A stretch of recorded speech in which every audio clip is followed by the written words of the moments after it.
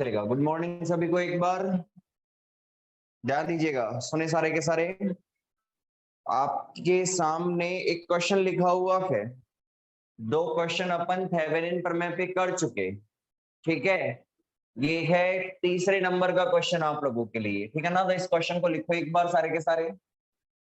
इस क्वेश्चन को एक बार लिखना सभी की सभी, फिर करते हैं इस क्वेश्चन का सॉल्यूशन अपन।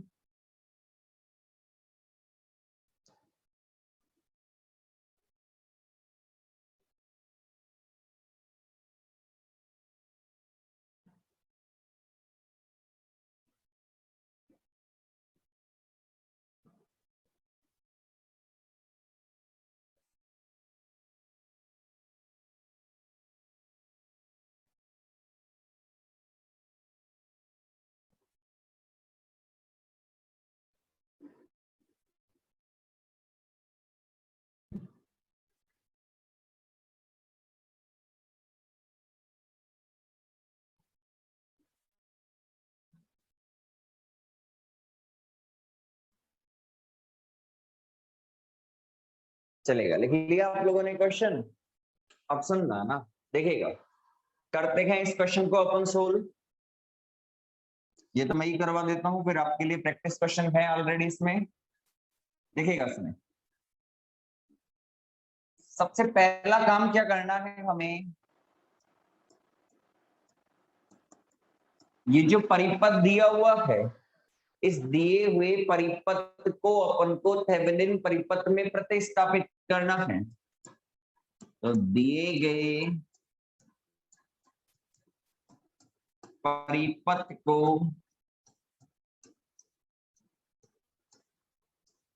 थेवेनिन परिपथ में, थेवेनिन परिपथ में निम्न प्रकार से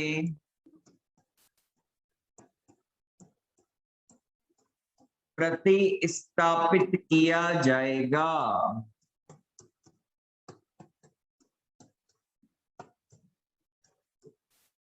इसका मतलब क्या हुआ? इसका मतलब को एक थेवेनिन परिपथ बनाना है। थेवेनिन परिपथ कैसे बनाते हैं हम? ये प्लस है, ये माइनस होता है, ये ई इक्विवेलेंट होता है, इधर होता है जेड इक्विवेलेंट, इधर होता है हमारे पास में जेड एल, ये होता है हमारे पास में जेड एल।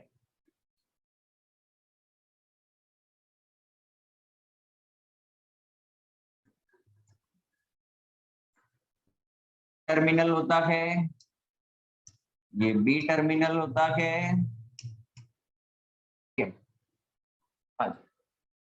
अब यहाँ R3 क्या है मेरे पास में? RL है या ZL की तरह है। तो इसका मान कितना है? 2 ओम है।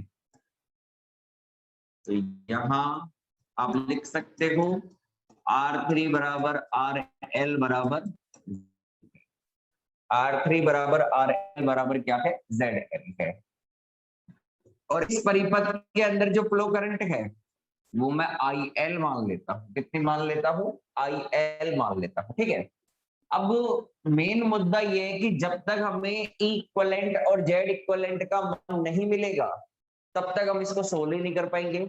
तो जरूरी क्या है? सबसे पहले कि हमें इक्विवेलेंट और जेड इक्विवेलेंट का मान ज्ञात करना आना चाहिए। अब हम इसे कैलकुलेट करेंगे ये वैल्यूज, देखना सारे के सारे। सबसे पहला काम है हमारा जेड इक्विवेलेंट का निर्धारण।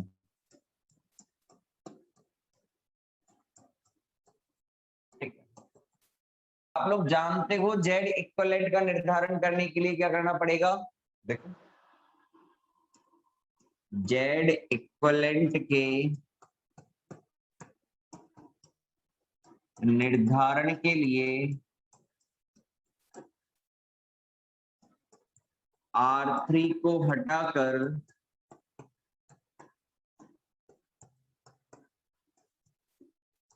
टर्मिनलों को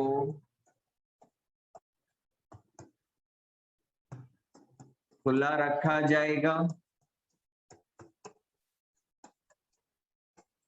तथा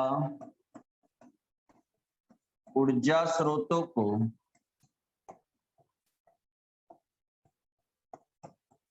उनकी आंतरिक प्रतिबाधा से प्रतिस्थापित किया जाए, उनकी आंतरिक प्रतिबाधा से प्रतिस्थापित किया जाएगा।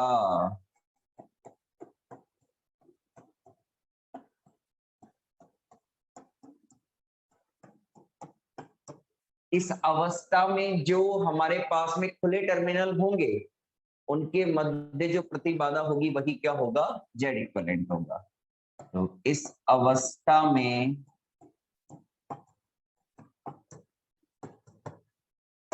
खुले टर्मिनलों के मध्य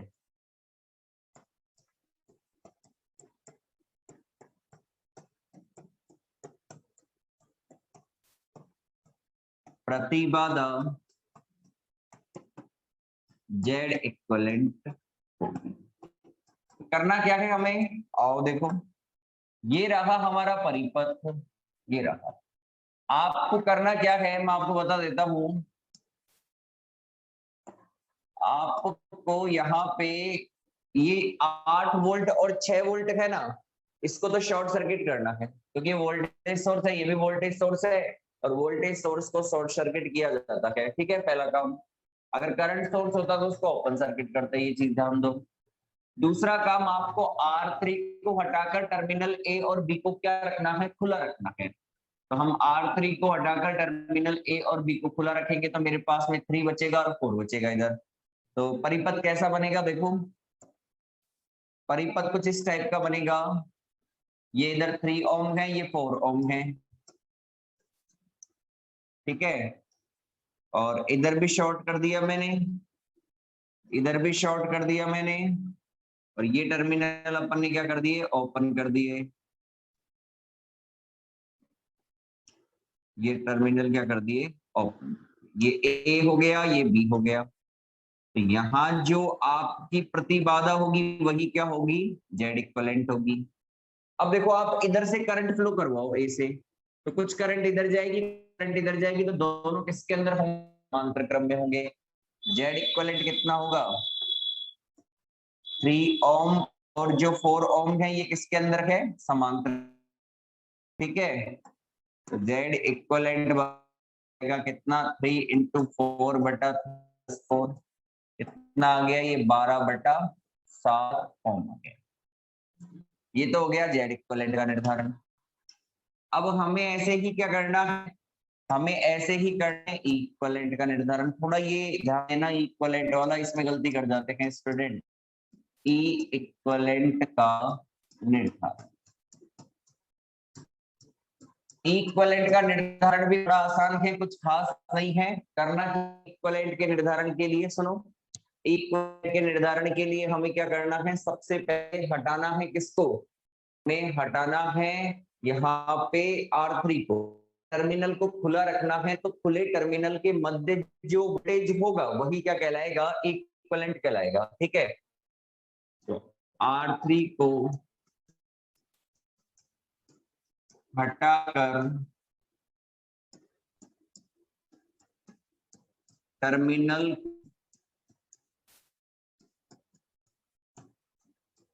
खुला रखा जाए, तो खुले टर्मिनलों के मध्य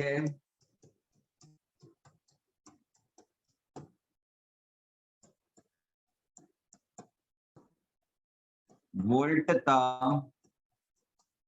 ई इक्विवेलेंट होगी। इसका मतलब क्या है, देखना सारे के सारे, ये रहा हमारे पास में 3 ओम, ये रहा 4 ओम, ये रहा 8 वोल्ट,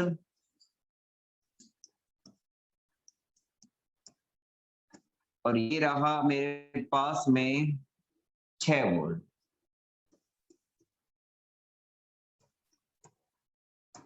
ठीक है, और इधर है मेरे पास में टर्मिनल ए, ये हो गया टर्मिनल ए, ये हो गया टर्मिनल नंबर बी। ये ए हो गया, ये क्या हो गया, बी हो गया। तो इनके बीच जो वोल्टता होगी वही क्या होगी, इक्विवेलेंट होगी। क्या होगी, इक्विवेलेंट होगी। अब देखो इसके अंदर भी आप ऐसे कर लो, करंट ऐसे ले लेते हैं अपन। तो देखो मैं मान लेता हूं इसके अंदर भी करंट ऐसे फ्लो रही है, इसके अंदर भी करंट ऐसे फ्लो रही है। और करंट क्या है मेरे पास में भाई, आई मान लो, आई मान, कोई दिक्कत नहीं है। चलो यहां से चलना स्टार्ट करो। ऊपर गए सबसे पहले नेगेटिव केवीएल लगाने पर, ना ऐसे लिख देता हूँ, केवीएल लगाने पर सबसे पहले तो आपको क्या करना है, करंट कैलकुलेट करनी है। यहां से चलो माइनस का, फिर इधर चलेंगे 3 का मल्टीप्लाई हो जाएगा आई से 3i, फिर आगे चलेंगे 4 का आई से मल्टीप्लाई हो जाएगा, कितना आ गया 4i, फिर ऊपर से आएंगे इधर आएगा 6 इक्वल टू कितना हो जाएगा 0। ये हो गया मेरे पास में कितना 7i, ये -2 equal to 0, I equal to आ गया 2/7 एम्पियर। अब देखो पिछले वाले के अंदर करंट क्या आई थी, 0 एम्पियर आई थी। उसका रीजन ये है 0 एम्पियर आने का, वहां पे क्या थे, दोनों सोर्स सेम थे, 6 वोल्ट और 6 वोल्ट थे। यहाँ अलग है, एक तरफ है 8 वोल्ट और दूसरी तरफ क्या है 6 वोल्ट, तो हमें करंट का मान 0 नहीं मिला। अब हमें क्या करना है, इक्विवेलेंट करना है, तो थोड़ा ढंग से देखना ना काम की चीज है। ई इक्विवेलेंट, देखो मैंने आप लोगों को एक बात बताई थी, इक्विवेलेंट कैसे कैलकुलेट कर सकते हैं, यहाँ पे ढंग समझ।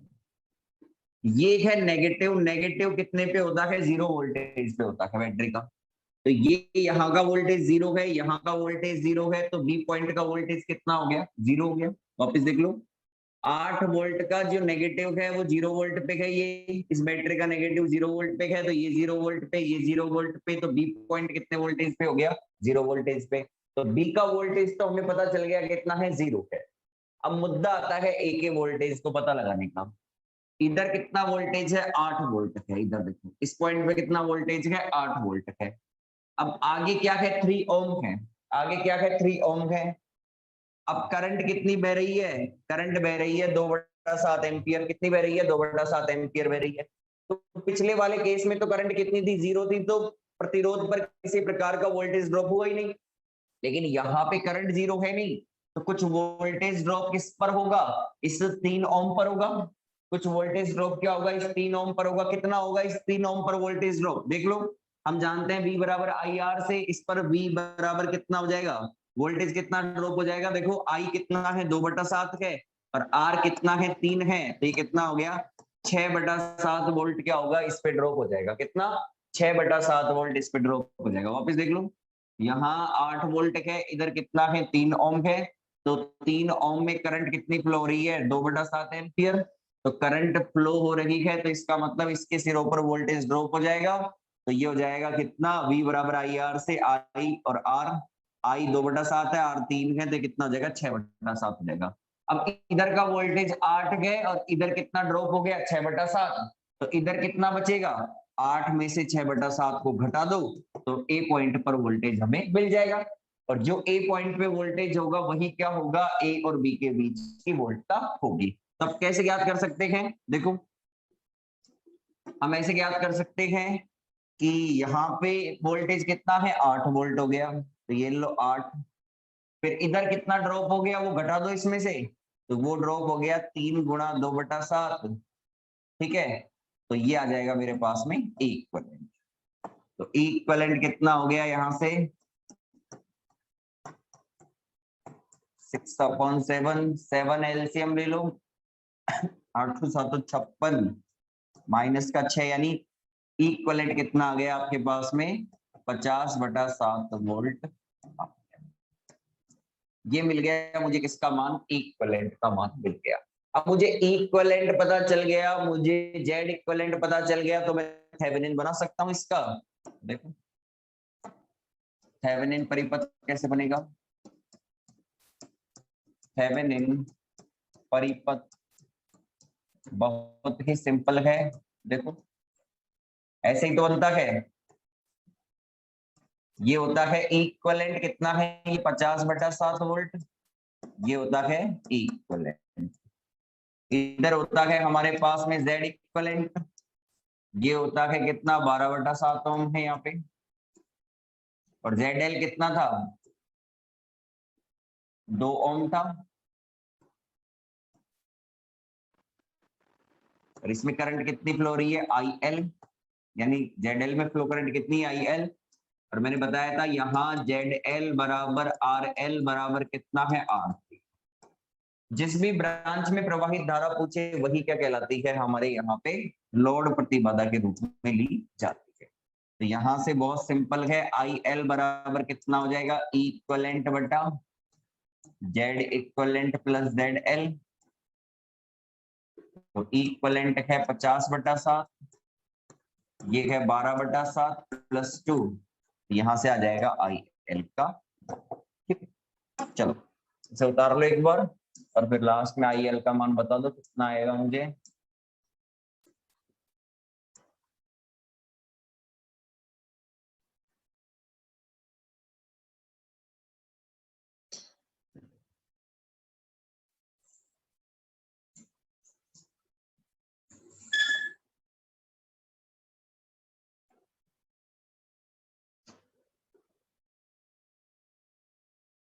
किसी से भी कर लो, उधर से भी कर लो, 6 वोल्ट और 4 ओम से, उससे भी आंसर आएगा। ठीक है, अरे 8 वोल्ट 3 ओम और 6 वोल्ट 4 ओम, ये दोनों पैरेलल में है। ठीक है ना, समांतर क्रम में है। तो चाहो तो आप 8 वोल्ट 3 ओम लो, चाहो तो आप 6 वोल्ट 4 ओम लो, आंसर दोनों से एक ही आएगा। ठीक है।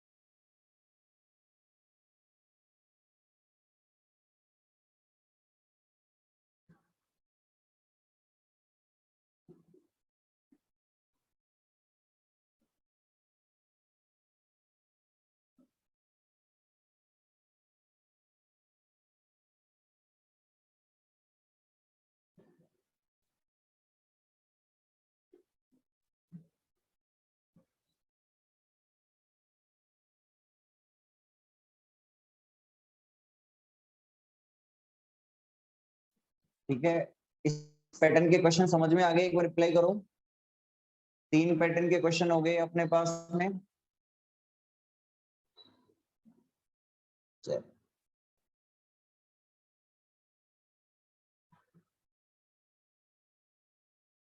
तो ये सॉल्व किया तो कितना आया एग्जैक्टली किसी ने बताया? 1.92 एम्पियर। एक बार चेक कर लीजिएगा 1.92 एम्पियर आ रहा है क्या?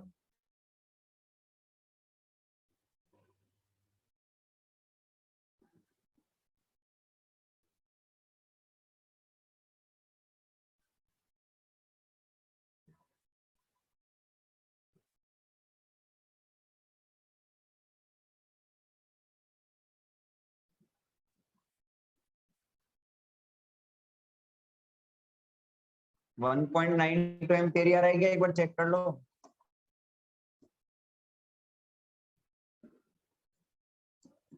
एलसीएम ले लो, 7 से 7 कट जाएगा, नीचे 12 और 14 कितना हो गया? 26। 50/26 यानी 25/13। 25 में 13 का भाग लगा दो।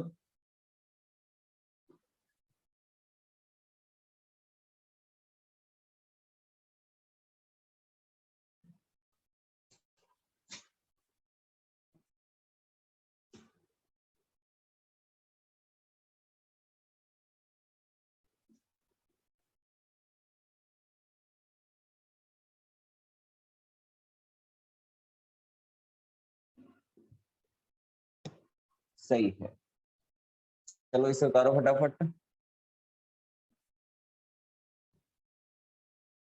हो गया, चलो नेक्स्ट क्वेश्चन लिखो, खुद से सॉल्व करना है। नेक्स्ट क्वेश्चन लिखिएगा, खुद से सॉल्व करना है।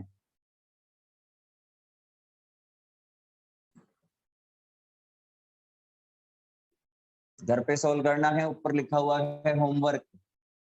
क्वेश्चन को उतारिएगा।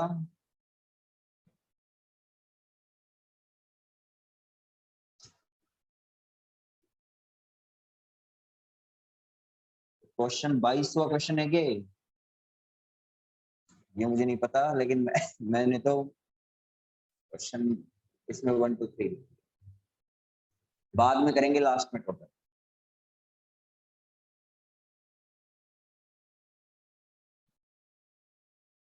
मैंने पहले कह दिया था अपन न्यूमेरिकल साथ के साथ करते चलेंगे टॉपिक के,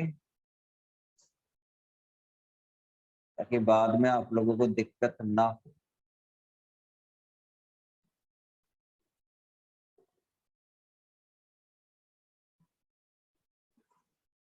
थोड़ा सा हिंट दे दूंगा इस क्वेश्चन के बारे में मैं, फिर आप लोग सोल्व कर लेना और आंसर मुझे, ये वाली क्लास तो यूट्यूब पे डाली जाएगी तो वहां पे लिख के भेज देना।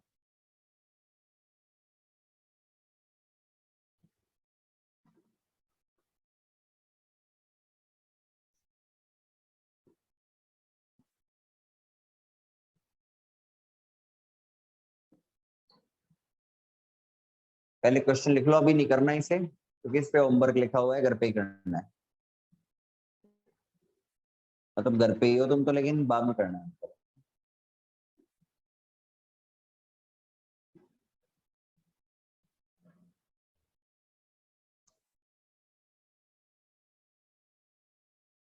हो गया, चलो थोड़ा सा हिंट दे देते हैं इस क्वेश्चन के ऊपर अपन।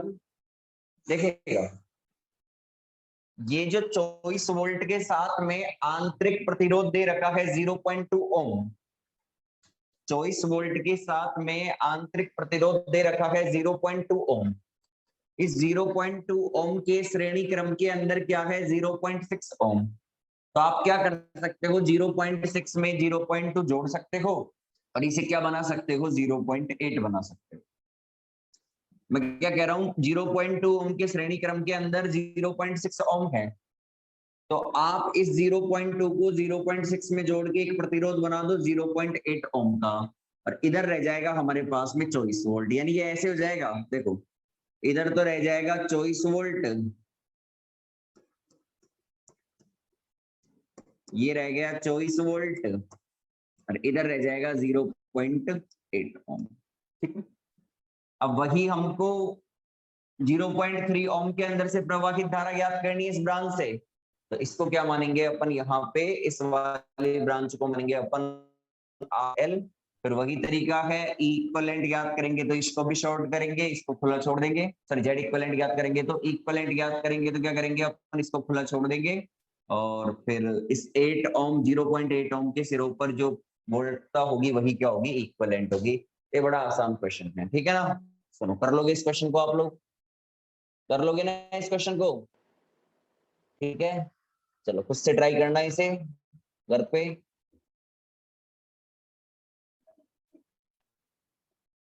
चलेगा, हो गया ये क्वेश्चन। हाँ जी, अब ध्यान दीजिएगा, कर लोगे इस क्वेश्चन को, मतलब हो तो क्या गया। अगला क्वेश्चन, ये भी होमवर्क है, 3 क्वेश्चन का होमवर्क है।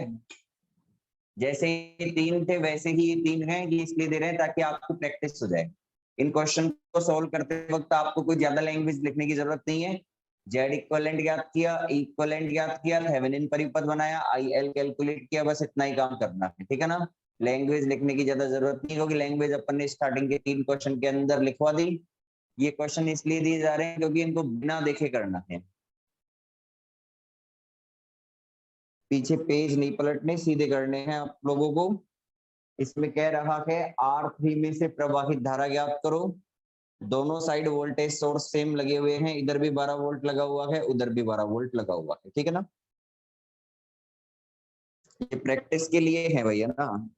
प्रैक्टिस का मतलब ये नहीं पीछे से जैसे जैसे टिप टाप के उसके जैसे कर दिया, ऐसे नहीं करना, बिना देखे करना।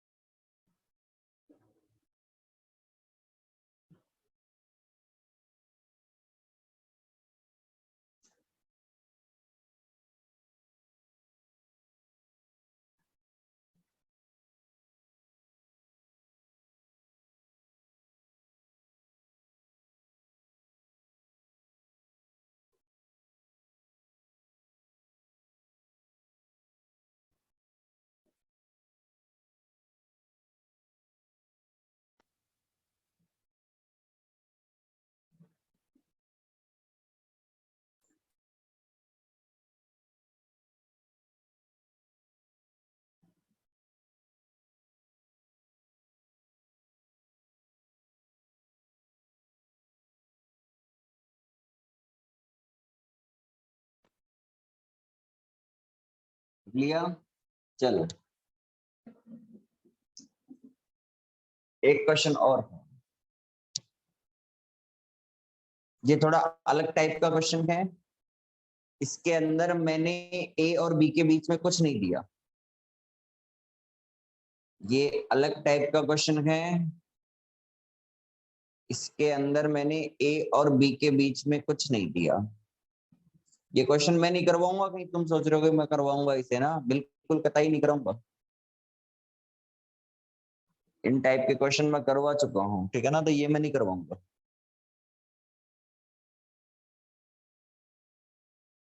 थोड़ा हिंट दे दूंगा इसके अंदर।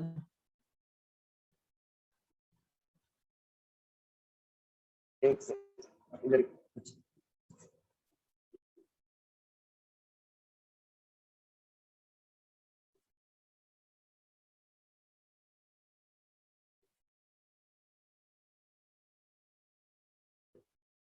आंसर मुझे नहीं पता, मैंने कौन से सॉल्व कर रखे हैं जो मुझे आंसर पता है।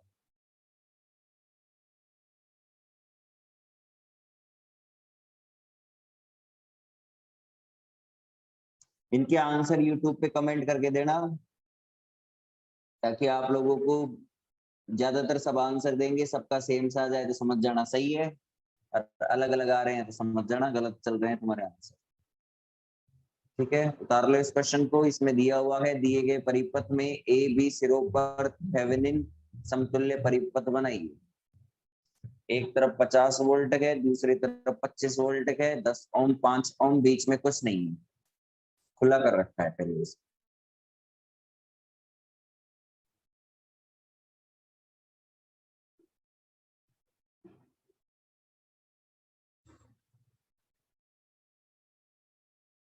चलेगा, लिख लिया इस क्वेश्चन को? थोड़ा हिंट दे रहा हूँ इस क्वेश्चन के लिए, देखो इस क्वेश्चन के लिए थोड़ा सा हिंट है।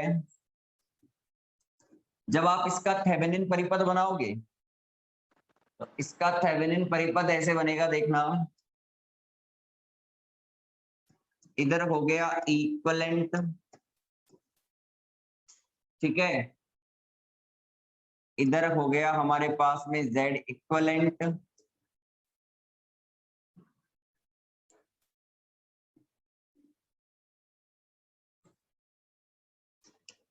ये रहा A और ये रहा B। इसका लास्ट आंसर यही आएगा ना, इसका लास्ट आंसर यही आएगा। बस आपको पता लगाना है कि इक्विवेलेंट का मान कितना है, वो मान यहाँ पे लिखोगे आप, जो भी आएगा आपका, और Z इक्विवेलेंट का मान आप यहाँ पे लिखोगे। तो बड़ा ही सिंपल है। Z इक्विवेलेंट ज्ञात करने के लिए क्या करना पड़ेगा, इसको भी शॉर्ट कर दो, इसको भी शॉर्ट कर दो, ये दोनों समांतर क्रम में हो जाएंगे। इनका जो समांतर क्रम है वो कहलाएगा हमारे पास में क्या, इसके लिए Z इक्विवेलेंट कहलाएगा, ठीक है ना।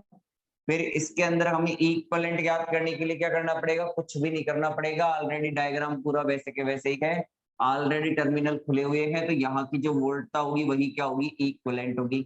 और कैसे कैलकुलेट करोगे, करंट ऐसे मान लो, ठीक है, वही केवीएल लगाओगे, आई ज्ञात करोगे, इधर का वोल्टेज 50 है, इधर का 0 है, तो इधर का भी 0, इधर का 50 है, आगे प्रतिरोध लगा हुआ है, दोनों तरफ सेम नहीं है, करंट आएगी कुछ ना कुछ, तो कुछ वोल्टेज इस पे ड्रॉप हो जाएगा, बचा हुआ वोल्टेज यहाँ पे बचेगा, तो वो इन दोनों के बीच का क्या हो जाएगा, वोल्टेज हो जाएगा। तो आपको इक्विवेलेंट याद करना है, जेड इक्विवेलेंट याद करना है, तो आपका आंसर ये बनेगा, जो भी आएगा आप इधर भरोगे जेड इक्विवेलेंट इक्विवेलेंट, तो आपका आंसर ये यहाँ पे बनेगा। तो आपको कुछ नहीं करना, जेड इक्विवेलेंट का निर्धारण, फिर इक्विवेलेंट का निर्धारण, फिर थेवेनिन परिपथ और दोनों के मान रखने के हैं। इसमें कोई आईएल वगैरह कुछ भी ज्ञात नहीं करना, केवल इक्विवेलेंट और जेड इक्विवेलेंट ज्ञात करने हैं। आ गया समझ में ये, आ गया समझ में ये, चले आगे।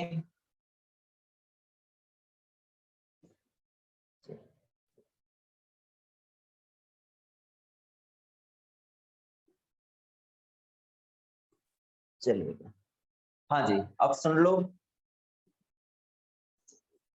देखो कल है 1 सितंबर, ठीक है, कल से एक बैच स्टार्ट होगा 8 से 9 AM। बता देता हूं वो बैच कहां से स्टार्ट होगा, नॉर्टन प्रमेय से, नॉर्टन प्रमेय से। सर यहां से क्यों स्टार्ट होगा, 42वीं क्लास चल रही है, 42 दिन पीछे नहीं जाना मुझे, 42 दिन की मेहनत पीछे नहीं जानी मुझे, ठीक है। अब कहीं कहेंगे नहीं सर पहली क्लास से स्टार्ट करो, कोई मतलब नहीं है, क्योंकि इलेक्ट्रॉनिक्स पहले ही बहुत लेंथी है। आज 42वीं क्लास है, ये 42 क्लास के अंदर अभी तक हमारा पहला चैप्टर कंप्लीट नहीं हुआ, ठीक है ना। तो ये बहुत लेंथी प्रोसेस है, इलेक्ट्रॉनिक्स और मैथमेटिकल फिजिक्स दोनों बड़े पेपर हैं, बराबर इक्विवेलेंट जैसे पेपर है, ठीक है ना। मैथमेटिकल में तो फिर भी स्पीड थोड़ी बढ़ा सकते हैं, लेकिन इलेक्ट्रॉनिक्स में स्पीड नहीं बढ़ा सकते, क्योंकि मैथमेटिकल के अंदर क्या कैलकुलेशन प्रोसेस है, ठीक है ना, तो वो ज्यादा स्पीड से हो जाता है पेपर, हालांकि लेंथ ही बराबर ही है इसके ना। तो ये हमारा ऑफलाइन बैच का टाइम है, इसका टाइम है ऑफलाइन बैच का, तो जो इसमें आना चाहे वो इसमें आ सकता है, कोई दिक्कत वाली बात नहीं है।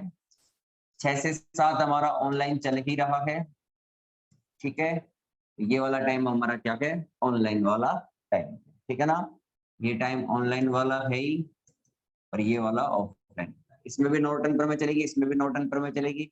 अब कोई कहेगा मैं लेट आया हूँ, कोई दिक्कत नहीं, लेट आया है तो 1 से लेके 42 तक की क्लास सारी की सारी आपकी किस पे रहेगी, यूट्यूब पे अवेलेबल रहेगी। यानी आज की क्लास और यूट्यूब पे डालूंगा, इसके बाद कल से कोई क्लास यूट्यूब पे नहीं डाली जाएगी, ठीक है।